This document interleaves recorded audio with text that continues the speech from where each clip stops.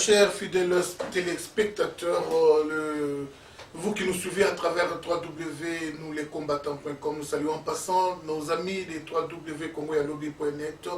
Bonjour à vous tous qui nous suivez à travers des différents websites, à travers des YouTube, ainsi qu'à travers des DVD, toujours à Johannesburg où nous sommes. Je crois qu'on va pouvoir recevoir aujourd'hui le leader de MCP, leader de MCP, le leader du Congo Paradis et le leader des ressortissants du Kasaï, ici en Afrique du Sud. Oui, je crois que vous allez vous-même deviner de quoi on va parler. Ah oui, il s'agit de l'actualité. Qu'est-ce qui fait du chemin dans les réseaux sociaux aujourd'hui? L'actualité, vous le savez, le tribalisme. Le tribalisme qui est en train de prendre de l'ascenseur. Alors, aujourd'hui, nous recevrons le leader de Baluba, parce que quand on dit le tribalisme, aujourd'hui, on vise plus des provinces, on vise le Bangala et les Baluba. Alors, je reçois les leaders des Baluba aujourd'hui. Demain, je vais pouvoir recevoir les leaders des Bangala. Quant à moi, son rival, je ne suis ni Mungala, ni Muluba, ni Mukongo, je suis Congolais. Alors, sans plus tarder, bien des salutations. Bonjour d'abord, Bruno Katumpa. Bonjour. Bonjour, Sarival. Content de me retrouver encore une fois avec vous. Vraiment, Bruno Katumpa, je crois que vous connaissez déjà les thèmes. Ça vous fait quoi quand on critique le Baluba? Ça vous fait quoi quand on critique les Bangala? Ça vous fait quoi quand on insulte les Baluba? Vous, en tant que leader des Baluba. Écoute, Sarival, je ne veux pas... je crois qu'on a parlé dans l'interview passée. Oui. Moi et vous, on a parlé de cette question des Baluba, mais je ne préfère pas aborder les questions tribales quand c'est vraiment l'intérêt du pays qui est en jeu. Les tribus étant seulement des groupements dans ce pays-là, je crois que l'intérêt supérieur d'abord demande que nous puissions parler de la politique au niveau du pays, avant de parler de la politique au niveau des groupes qui composent ce pays-là. Je crois que l'atmosphère actuelle, s'il y a des tendances de querelles tribales, ça n'exprime, n'est-ce pas, que les conflits et les querelles qui existent dans la lutte politique au niveau national, donc dans le pays en général. Peut-être en décortiquant très bien la nature des conflits, nous pouvons en déduire, n'est-ce pas, les raisons en ce qui concerne les attaques tribales contre les uns et les autres. Commençons d'abord par établir les faits sur le plan national. Quelle est la situation politique aujourd'hui au pays? Ah oui, moi je crois bien que Bruno Katumpa, je me reconnais vite au pied. On parlera de l'actualité politique du pays après. Alors, dans les réseaux sociaux, je crois qu'il y a deux camps. Les nêtres ne sont plus des nêtres. Alors, même ceux qui étaient dans les temps comme des nêtres, ils ont choisi aussi les camps. Ils peuvent être des Bakongo, mais choisissent les camps des Bangala. Ils peuvent être des ressources des Bandundu, mais choisissent les camps des Baluba. Qui sont vraiment les têtes de tous ces conflits? Il s'agit de M. Etienne Tshisekedi Mulumba, le président élu d'une part, ceux qui les soutiennent, et M. Ngwanda, Honoré Ngwanda, d'une autre part. Alors, dis-moi un peu la nature des conflits entre Ngwanda et M. Tshisekedi depuis le temps de Mobutu. Qu'est-ce qui a fait qu'il y ait des conflits? La nature des conflits, comme je l'ai dit avant à l'introduction, je dis que ces conflits sont d'ordre politique au niveau de la lutte qu'il y a à cause du changement politique qui est en cours, parce que nous allons vers les élections en 2016. Vous vous rappellerez que c'est ça vraiment la caractéristique de la politique congolaise depuis 1960. Il y a eu des conflits tribaux en 1960, avant et après les élections en 1960. Ça avait entraîné un engouement pour sécession, on a parlé de la sécession du Katanga, on a parlé de la sécession du Kasaï. Et vous vous rappelez que dans les années 60, les Kasaïens habitant ou vivant le Katanga avaient subi le même sort comme celui de 1992 à cause des retombées, n'est-ce pas, de la lutte politique, la lutte de pouvoir à Kinshasa. C'est pourquoi j'ai dit, attaquons d'abord les véritables causes, hein, avant de voir les symptômes. Et je dis que la cause principale, ce sont les luttes politiques. Vous vous rappellerez que dans les années 1992, M. Ngwanda était aux affaires, c'était un fidèle colonel ou quoi du président Mobutu. Il ne s'était pas attaqué seulement aux Kasaïens, mais il s'attaquait à tous ceux qui faisaient la résistance contre Mobutu. Vous vous rappelez de l'histoire des étudiants de Lubumbashi. Vous vous rappellerez aussi de la répression des chrétiens à la marche du 16 février. Oui. Marche des chrétiens. Bon, ça n'avait rien à voir avec un aspect tribal. C'était une répression contre les personnes qui mettaient en danger le pouvoir de Mobutu et qui réclamaient la démocratie au Congo. Voilà un peu les caractéristiques. Mais alors, vous savez, comment est-ce qu'on en est arrivé au tournant tribal, par exemple au Katanga? Vous vous rappellerez que c'était à la fin de la conférence nationale, quand on avait proclamé, n'est-ce pas, la victoire de M. Tshisekedi, que au même moment, il y a eu des conflits tribaux qui ont surgi au Katanga. Vous vous rappellerez aussi que avant cet événement, il y avait l'Union sacrée, où s'étaient réunis, n'est-ce pas, les grands leaders du Katanga comme Kyungu Wakumanza, Nguza Karlibon et tout ça, même les Kengwandon de se retrouver là-dedans. Vous voyez qu'à la veille de cette rupture d'alliance entre ces grands hommes politiques chez nous, il y a eu cette dissension, et cette dissension a fait que les gens ont campé sur leur origine régionale et tribale. Donc il y a eu cet antagonisme qui est né parce que les dirigeants ou les leaders au niveau national n'arrivaient pas à concorder vision ou démarche politique. Et la conséquence c'était celle-là. Vous savez, quand deux éléphants se battent, on dit toujours que c'est l'herbe qui souffle. Mais vous savez, je pense que en ce qui concerne particulièrement les insultes qui caractérisent maintenant, n'est-ce pas, les discussions dans les réseaux sociaux en ce qui concerne les Congolais, je crois que nous nous retrouvons à la même phase comme en 1992, comme lors de l'indépendance, parce qu'il y a maintenant une montée politique où il y a des alliances qui sont en train de se faire. Et ces alliances-là ne se prononcent pas ouvertement, mais à en juger les effets, on peut comprendre et on peut se poser la question de savoir qu'est-ce qui est derrière cette montée-là tribale. Je crois que c'est, encore une fois, ce sont des alliances politiques qui sont en train de se faire en coulisses et qui servent à pouvoir écraser les autres pour pouvoir se prévaloir. Ok, moi je crois que continuer à parler de ces vents, du tribalisme qui fait du chemin dans des réseaux sociaux, c'est bien. Moi je trouve que notre entretien de ce soir va plus se baser sur des remèdes. Qu'est-ce qu'il faudra pour éviter ce danger qui pointe déjà à l'horizon?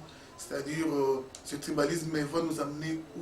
Ce tribalisme va nous amener à un grand danger qui aura pour conséquence la présence du système rwandais au pays qui va durer des années et des années.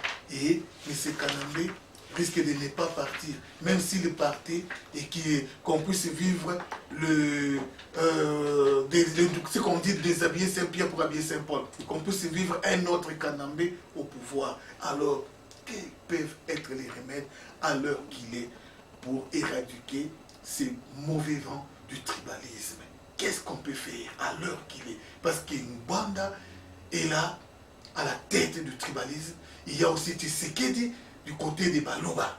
Alors, vous, en tant que leader des Baluba pour l'instant, qu'est-ce que vous proposez comme remède pour éradiquer ces vents?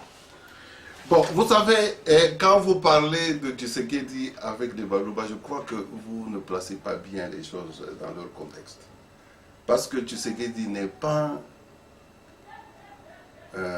pour dire, le leader politiquement des Kasaï. Non. Attendez, je voulais éclaircir quelque chose. Oui.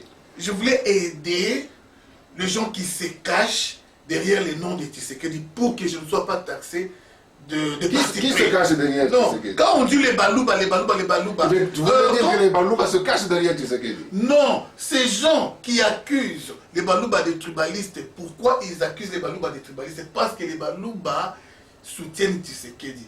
Beaucoup de gens ont eu à soutenir Tshisekedi. Mais à l'heure qu'il est, avec le vent des Ngwanda, avec le vent des révélations... Mais monsieur Sans-Rival, là où je vais vraiment disconvenir avec vous, c'est qu'on puisse maintenant prendre M. Ngwanda comme le modèle politique pour orienter l'avenir du Congo. Ça serait une grande erreur.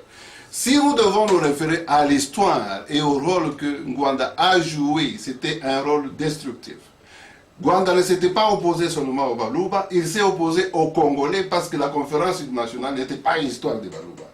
Vous comprenez? C'est lui qui a tribalisé la chose pour essayer d'attaquer personnellement Tshisekedi, parce que une grande partie des Luba soutiennent bien Tshisekedi. Mais les Baluba ne soutiennent pas seulement Tshisekedi.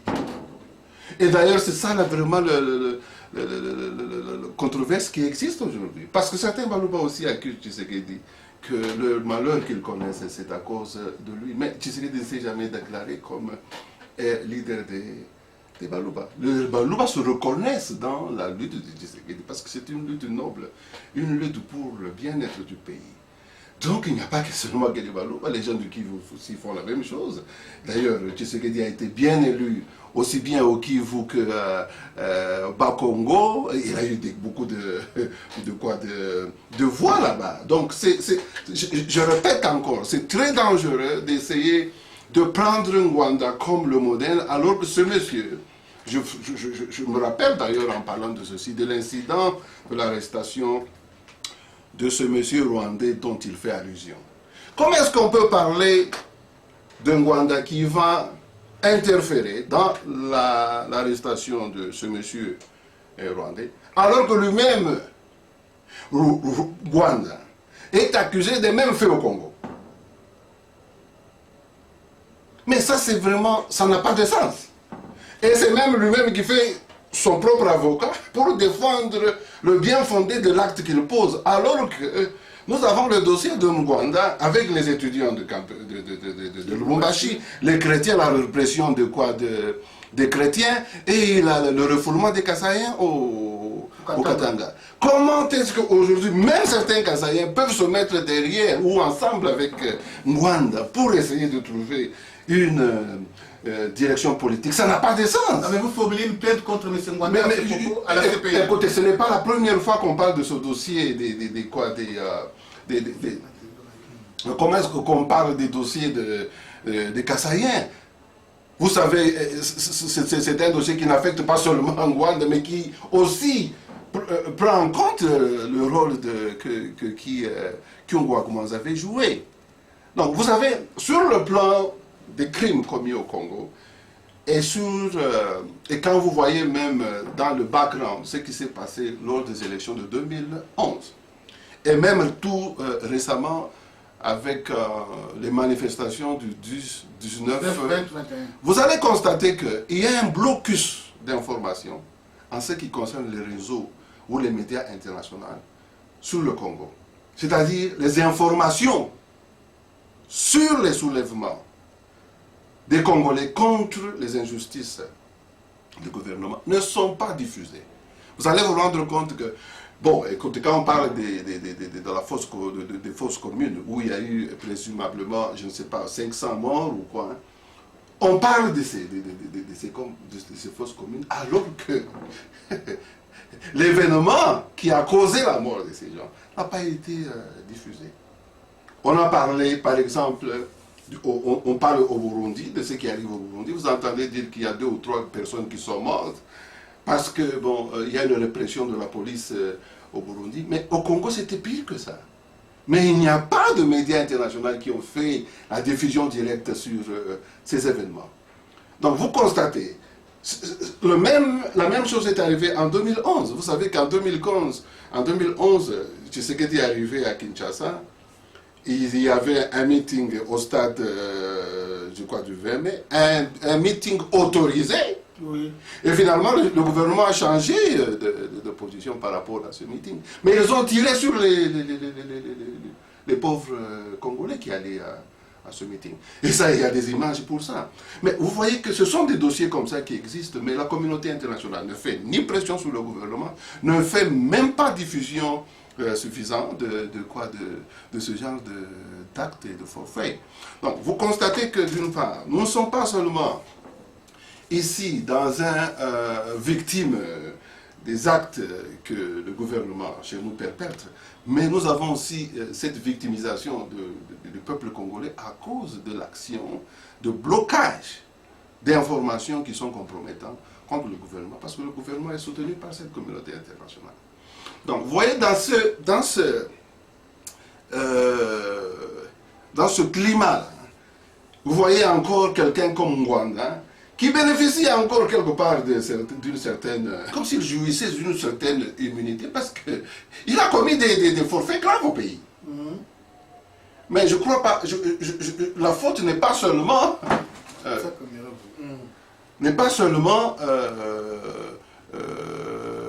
la communauté internationale qui ne fait rien contre Rwanda, mais la faute revient aussi aux Congolais, qui après avoir été des témoins ou après avoir assisté à toutes ces démarches criminelles que Rwanda a fait, reviennent et soutenir Rwanda et lui donnent la voix sur la scène politique congolaise. Et il y a même des Baluba qui travaillent aujourd'hui, je vous dis, avec Rwanda. Vous comprenez un peu, c'est pourquoi je dis, mais quand vous parlez de Tshisekedi comme étant le leader de Baluba, mais c'est une affirmation qui est controversée. Parce que Tshisekedi ne se bat pas pour les Baluba, il se bat pour les Congolais en général. Et Mwanda se dit aussi que c'est pas pour les Baluba. Il ne se bat pas pour les Bangala ou pour les Bangala, il se bat pour le Congo. Mais écoutez, les faits de Mwanda prouvent le contraire. Vous avez posé la question dans l'émission précédente sur les Baluba. Vous avez dit, mais pourquoi est-ce que il y a l'adage, je crois que cet adage est venu du temps de Mobutu, parce qu'on n'a pas donné de précision sur ça, que Boma Moluba Utiga Nyoka. Pourquoi est-ce que les Baluba ont été traités comme ça? Qui a traité les Baluba comme ça? Et puis vous-même, vous avez dit, ok, les Baluba, même les Belges, quelque part, ils n'ont pas voulu que les Baluba soient des dirigeants du Congo un jour. Moi, je vais vous contredire. Le tribalisme existe aujourd'hui à cause principalement de la faute de jalousie, de haine que les Congolais manifestent les uns envers les autres et la lutte du pouvoir. Je vais vous dire, vous donner un peu un tableau avant l'indépendance. Si on parle un peu des Baluba qui ont eu même des privilèges, par exemple au Katanga et partout au pays, mais c'était sous le Belge. Ils ont bénéficié de l'éducation, ils ont bénéficié d'un déploiement partout au pays. Et vous savez que même du temps des Belges, la capitale du Congo était prévue pour Kananga, c'était pas... Et il y avait déjà des constructions qui avaient été entamées. Il y avait un projet pour la construction de la capitale du Congo, qui serait Kananga. Alors, si vous dites tout ça, parlons même, par exemple, de ce qui est arrivé au Katanga. Quand Tchombe prenait le pouvoir, mais il a trouvé que les Kassais étaient bien positionnés, étaient bien placés au Katanga. Mais ils étaient bien placés au Katanga grâce à qui? Ils avaient bénéficié de quelle formation? De qui? C'était les Belges qui avaient favorisé les Kassaïens. Mais le problème dont vous parlez là, ça commence quand le Belge commence à partir. Et maintenant, les Congolais commencent à se battre entre eux. C'est comme ça que certains sont mécontents des privilèges sur le plan social que le Baluba peut-être semblait avoir. Mais je crois que même quand on observe très bien ce qui se passe au Congo pendant les années 60 et avant, le Belge n'a pas négligé une seule région. Non, c'est faux ça. Le Belge a fait a donné un certain équilibre dans la gestion administrative et sociale au Congo. C'est ainsi qu'on pouvait retrouver, par exemple, les Baluba plus nombreux, peut-être dans l'administration ou bien dans l'appareil judiciaire. On pouvait retrouver les Bakongo plus dans l'armée ou encore dans l'appareil judiciaire. Il y avait une telle répartition. Le problème, c'est nous-mêmes. Aujourd'hui, le Belge est parti. Le problème, c'est nous-mêmes. Ce langage de Boma, Nyoka, Boma, Moulouba, Otiga, Nyoka. Mais c'est Mobutu qui a commencé ça. Parce qu'aussitôt que Mobutu a pris le pouvoir, il a eu affaire aussi à différentes tribus. Il n'a pas pu accepter qu'il y ait cette opposition vraiment rigoureuse de la part, et surtout aussi des Kassaïens. C'est un sentiment tribal qui est né après l'indépendance. Même si avant l'indépendance, il y a eu aussi des remous tribaux, mais c'était toujours à cause des luttes politiques des groupes qui voulaient se prévaloir sur les autres. Mais dire que vraiment, même dans la projection politique, la gestion administrative et politique du Congo par le Belge, le Kassaïen était exclu. C'est très faux parce que le Belge semblait avoir mieux préparé le Kassaïen, aussi mieux préparé les autres dans des domaines bien précis. Alors moi je ne suis pas d'accord avec ce langage-là. Ce langage-là, on peut bien le situer. Et nous nous rappelons aussi du coup d'État manqué en 1972, où il y a encore beaucoup de Kassaïens qui étaient déjà des grands intellectuels à l'époque, qui se sont retrouvés là-dedans. Vous voyez? Alors, ça a continué à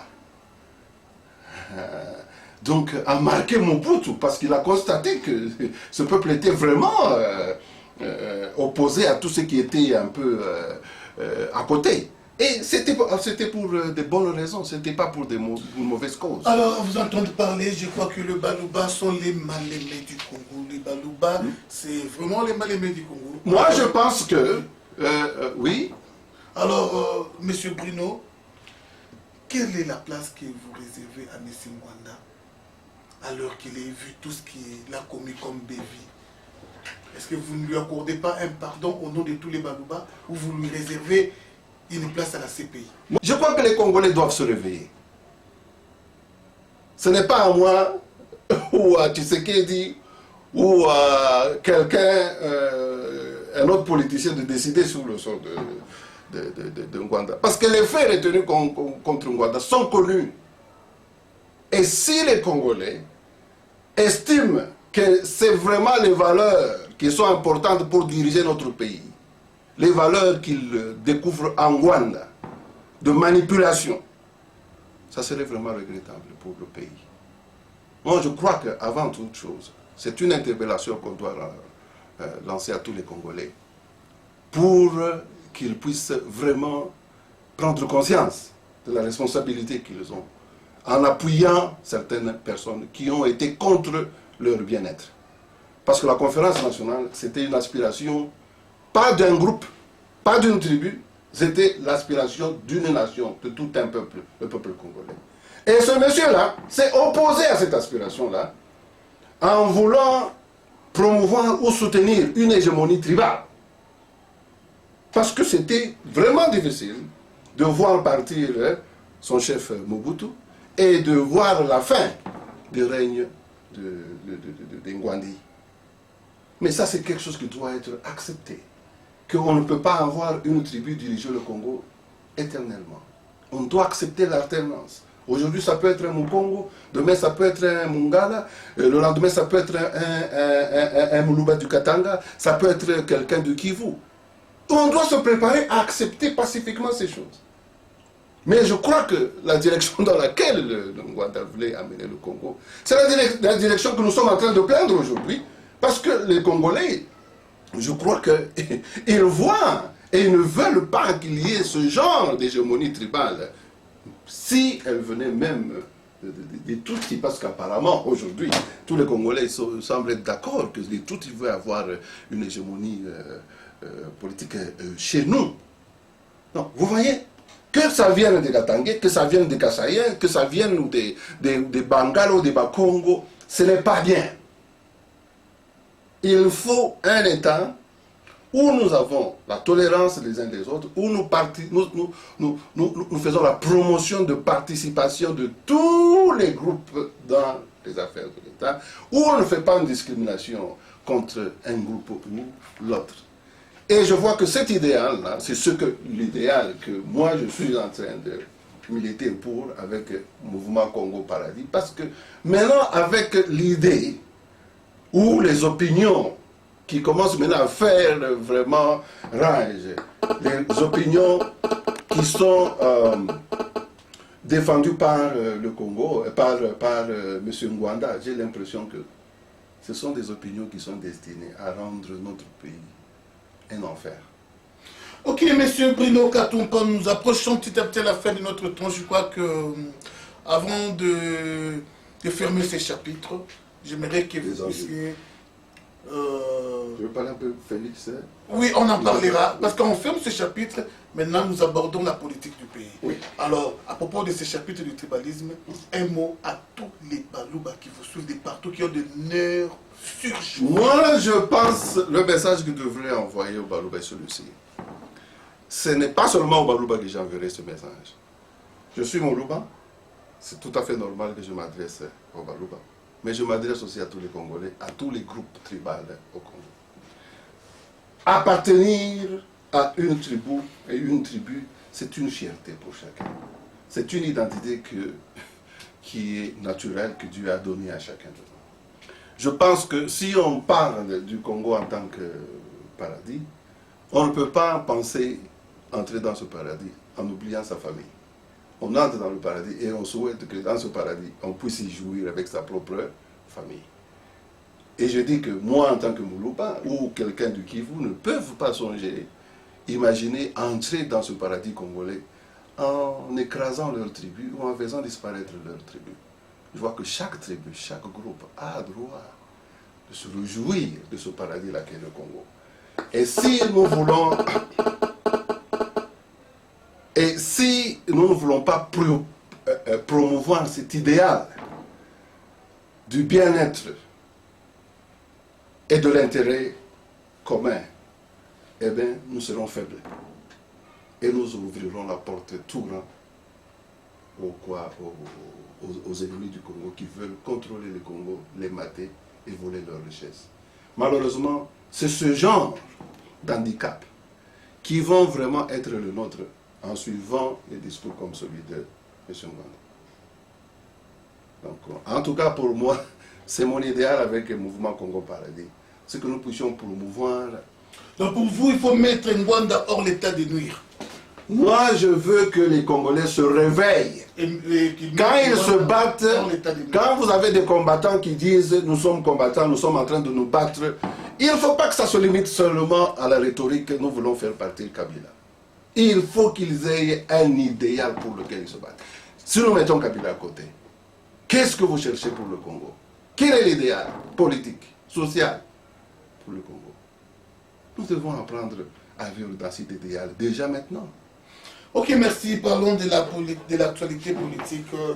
Où nous en sommes avec cette histoire de consultation politique. Et M. Kabila veut faire du dialogue son histoire personnelle. Et il ne veut pas se soumettre aux désirata des dialogues tels que pense l'UDPS, c'est-à-dire avec la médiation de la communauté internationale. Qu'en pensez-vous où nous allons maintenant avec les dialogues de M. Kabila? Vous savez, ça c'est une très bonne question. Le dialogue, est-ce que c'est bien pour le Congolais en ce moment? C'est bien ou pas? Alors, c'est une question qui est en train de créer des confusions inutiles. Moi, je crois que je l'avais mentionné dans notre interview passée. Moi, je soutiens le dialogue. Le dialogue est important tout le temps. Le dialogue ne se fera pas seulement, ou ne doit pas être entendu seulement dans le contexte où on va parler au président Kabila. Je dis que dans le contexte où les forces de l'opposition, par exemple, doivent se mettre d'accord pour comment faire des stratégies et pouvoir remplacer Kabila, parce que c'est ça leur objectif. Je crois qu'il doit y avoir un dialogue entre les forces de l'opposition. Parce qu'on ne peut pas aller sur ce chemin-là sans s'entendre. Comment est-ce qu'on peut s'entendre autrement que par le dialogue? Moi, je crois que c'est un faux problème. Et s'il y a même des gens qui sont d'accord pour parler avec Kabila, c'est-à-dire avoir un dialogue avec Kabila, et d'autres ne sont pas d'accord pour le dialogue, mais ils sont d'accord ou ils se préparent pour faire un soulèvement, ces deux choses ne se contredisent pas. Elles se complètent. Donc le conflit qu'on est en train de promouvoir cache quelque chose derrière, cache un agenda. Parce que on peut dialoguer, et tout le monde ne va pas aller dans ce dialogue, mais d'autres peuvent rester dehors et faire des pressions. Je me pose la question de savoir. Aujourd'hui, par exemple, j'entends dire que Bochab lance officiellement, n'est-ce pas, cette histoire de découpage, officialiser les nouvelles provinces et tout ça. Mais qu'est-ce que vous constatez? L'opposition n'en parle pas. L'opposition ne s'oppose pas. L'opposition n'organise aucune manifestation pour protester.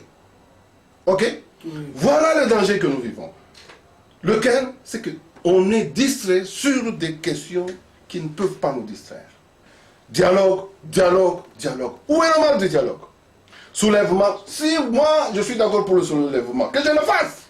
Si l'autre est d'accord pour le dialogue, qu'il le fasse. Mais nous tous nous battons pour un seul objectif, c'est celui de faire que l'ère démocratique puisse triompher, qu'on ne puisse pas tricher aux élections en 2016, que Kabila puisse remettre le pouvoir. Je crois que les deux visent la même chose. Je ne vois pas, en tout cas, des raisons à ce qu'il y ait conflit autour de ce concept-là. Parce que ces concepts peuvent être complémentaires. C'est-à-dire, il y a toujours, au niveau, dans les cultures démocratiques, des moments où vous parlez, il y a des moments où vous manifestez. Donc les deux choses ne vont pas l'un contre l'autre. Elles sont complémentaires. Mais ce qui est regrettable, c'est de constater que maintenant, les gens s'en saisissent pour se faire une guerre qui n'est pas justifiée et une guerre qui constitue maintenant une distraction qui donne maintenant la chance à Kabila de faire ce qu'il veut et de nous imposer son agenda.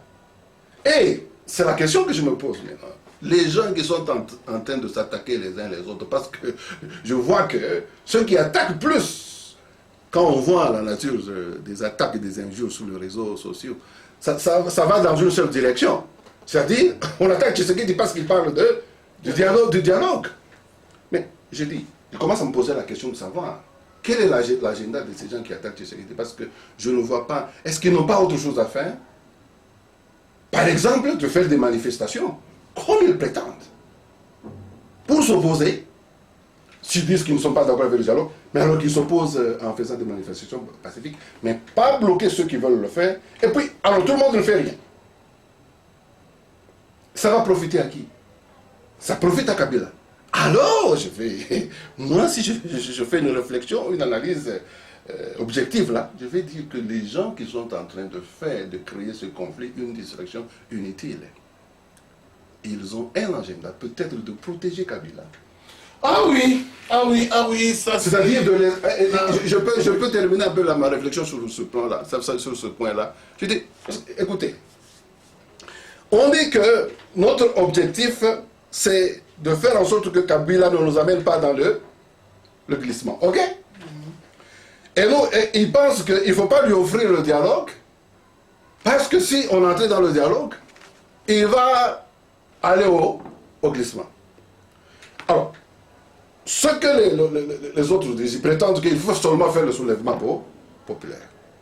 Mais vous savez, ça veut dire quoi? Ça veut dire qu'avant les élections, il n'y a rien qu'ils vont faire contre Kabila.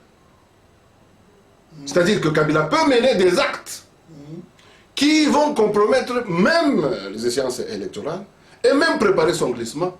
Et ces gens ne feront rien. Ça veut dire quoi? Ils veulent laisser Kabila les mains libres pendant les élections pour qu'il puisse poser des actes et ça sera trop tard pour que le peuple puisse se ressaisir.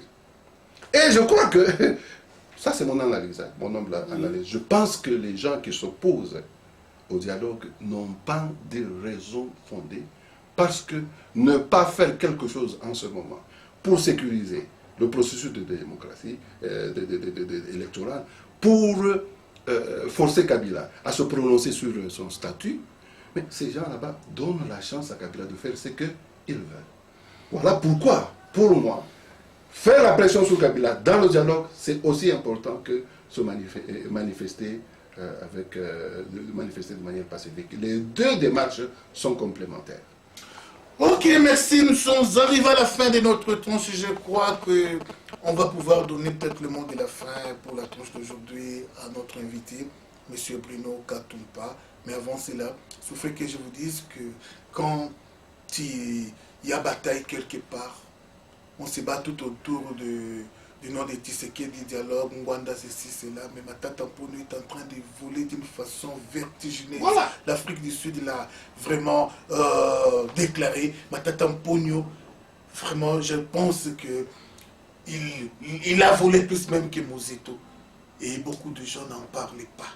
Beaucoup de gens n'en parlent pas. Pendant que les gens se battent, Matata Mponyo ne fait que remplir ses comptes par des fortunes que vous ne pouvez pas imaginer. Alors, pas trop de commentaires. Bruno Katumpa, votre mot de la fin à propos de tout ce qui se passe et proposer aussi des remèdes. Moi, je pense qu'il ne faudrait pas que le peuple congolais soit si naïf et se laisse tromper par ses dirigeants. Les genres de dirigeants que nous aurons dépendra de notre éveil de conscience qui va nous amener à faire un bon choix entre les mauvais et les bons. Vous vous rappellerez que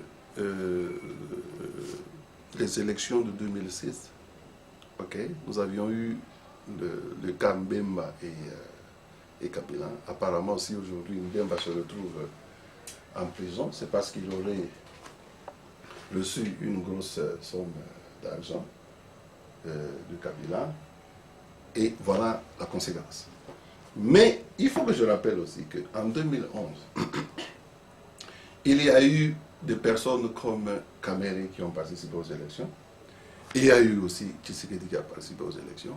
Mais ce que je déplore pour les élections de 2011, parce que nous devons choisir des dirigeants vraiment qui représentent l'idéal du Congo. L'idéal que je vous ai décrit, c'est-à-dire le bien-être commun. Et on ne peut avoir ce bien-être commun qu'en se mettant ensemble. Derrière ce idéal. Je me pose la question de savoir quel est l'idéal de Kamere, par exemple, et quel est l'idéal de Tshisekedi.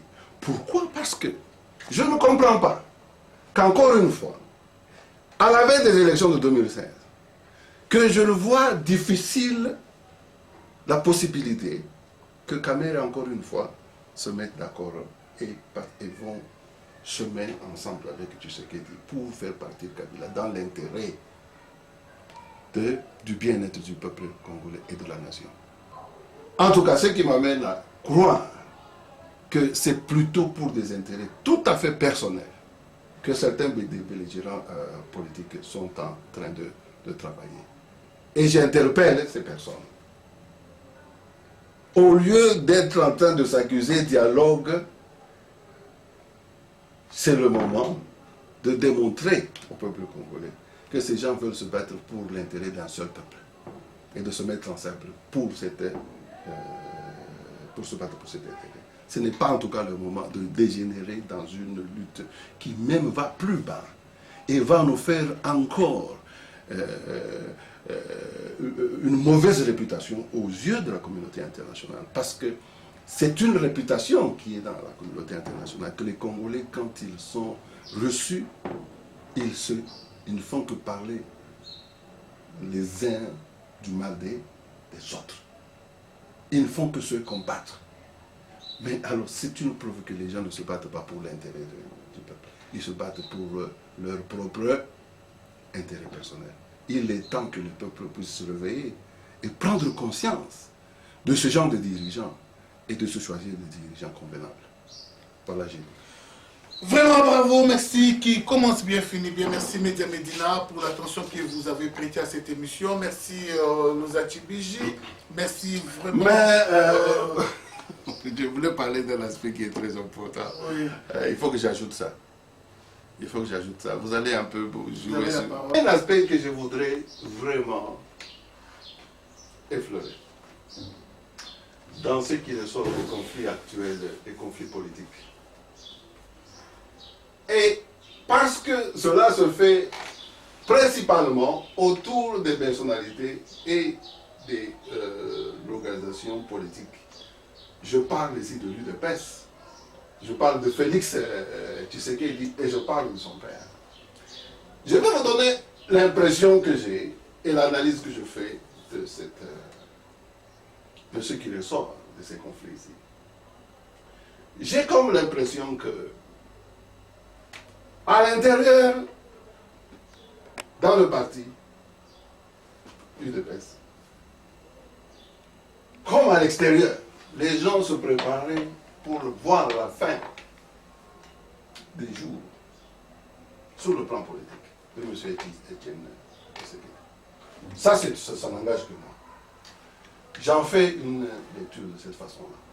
Alors j'ai dit, maintenant l'apparition sur la scène de Félix, il faut enlever un peu problème où il y a Félix Tshisekedi parce qu'ils ont ça vraiment boucan sur le net et dans la scène ou sur la scène politique congolaise.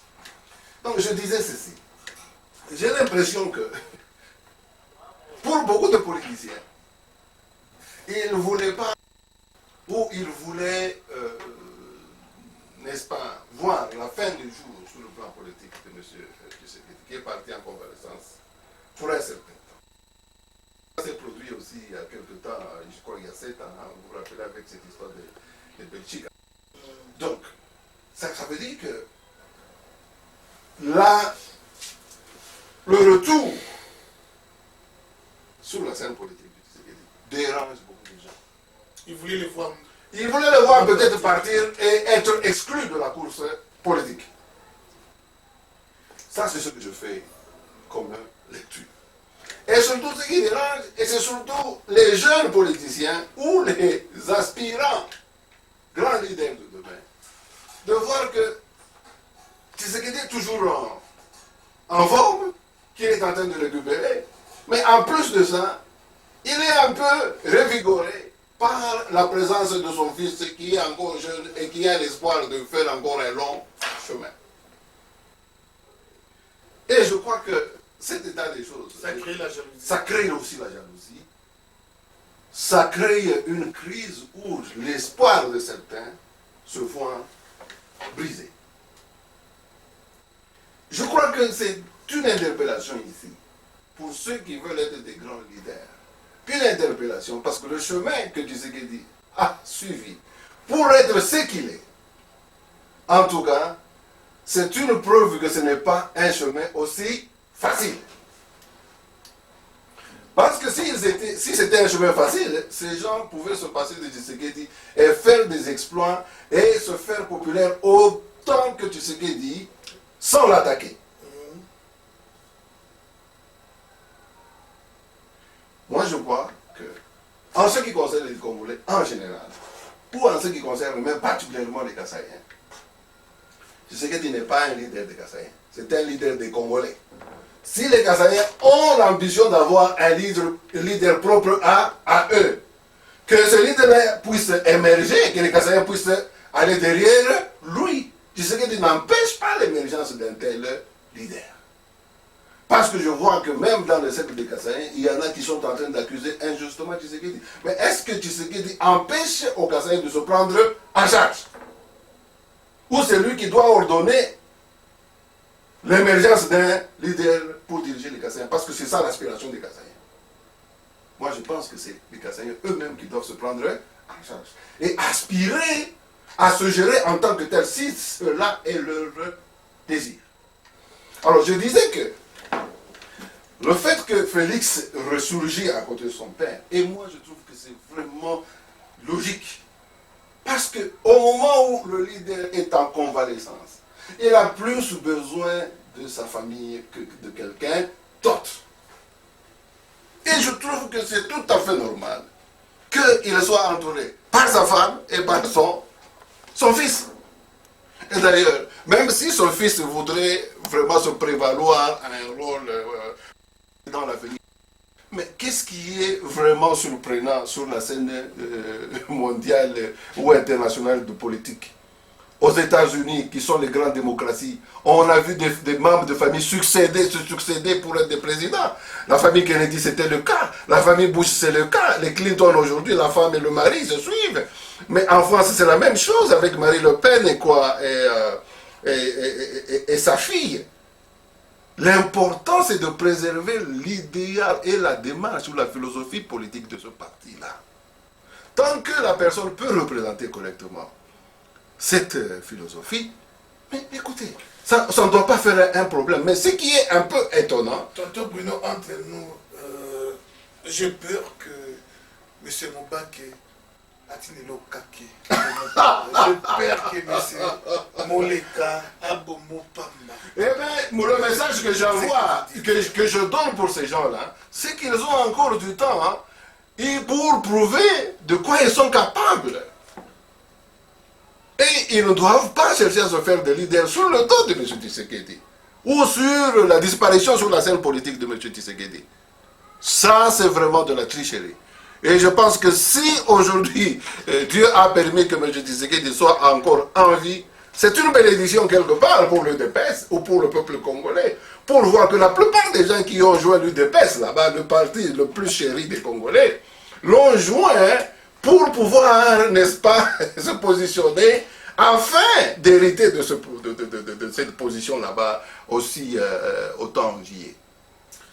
Ok, ça c'était... Donc pour moi, je ne vois pas du mal qu'en ce moment où le président Tshisekedi était en convalescence, qu'il puisse s'entourer des personnes qui lui sont très chères, sa femme ou son fils. En tout cas, les membres de l'UDPS doivent apprendre à vivre avec cette réalité. Parce que s'ils étaient à la place du Tshisekedi, ils ne feront pas autrement. Ah oui, Ndeko, je vois.